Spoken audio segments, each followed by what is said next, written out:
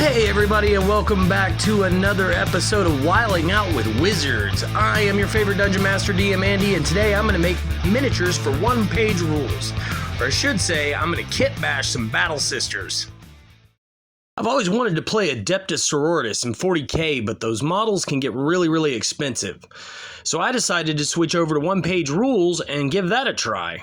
One-page rules is a free set of rules that you can get online. If you go over to their website, you'll find these books that are completely free at onepagerules.com, and it makes it possible for you to use any of the miniatures you have to play a game without buying a bunch of rule books.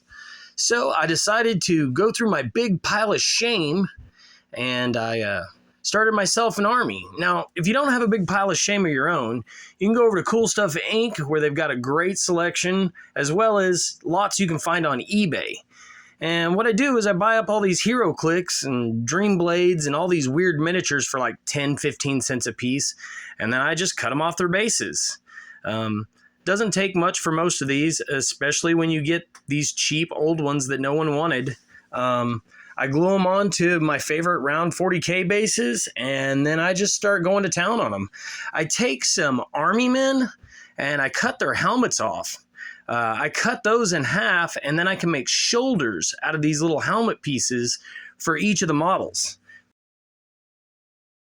Next, I'm going to take a piece of coat hanger, and I'm going to get one end really hot, and then I'm going to run that orange slice of a piece of army helmet down that piece of coat hanger to make a groove in it, melt some of the plastic away. This makes it easier to glue it in the shoulder area of each of the models. You might try dry fitting the shoulder a couple of times before you glue it down, but once you have it like you like it, just get some super glue, put a little glue on the area you want the shoulder to be, and then work with it till you get it adjusted to look just right. I like when you could see down on the neck side, down into the shoulder pad. It leaves a gap and it looks real cool.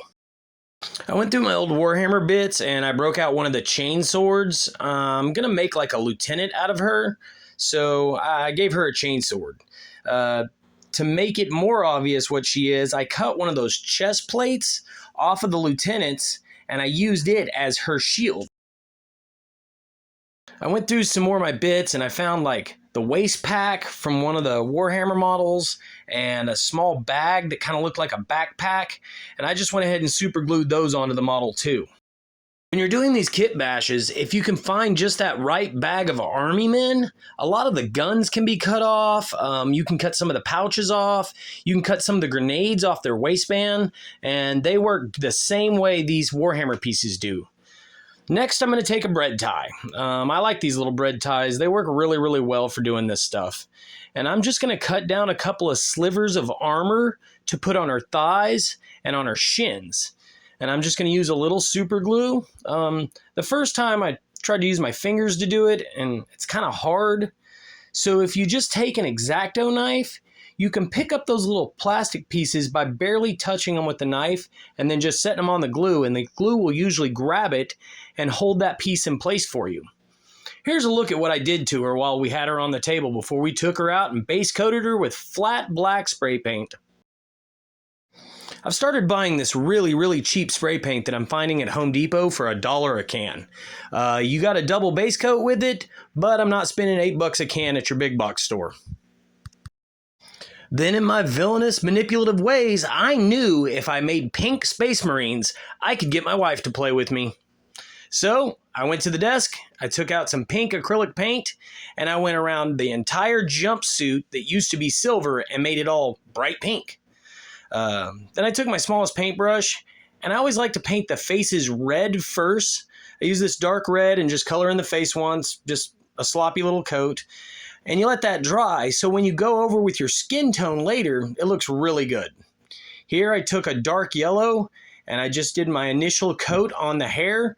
Just slap away at it a little bit. It doesn't need to be perfect. We're going to go over it again. And then I start with the nose and those cheekbones, and I add the flesh tone. I colored in the backpacks while the rest of her was drying. You want to give these acrylics a little bit of time to dry so that you don't smudge it all together. But then I went over her hair with a much lighter yellow, leaving some of that first coat showing. Make sure you get her bangs in the front. And from there, I moved on to my shiny metallic paint. I wanted to do the armor plating and the shoulder pads, of course the chain sword and the shield, all in this silver paint.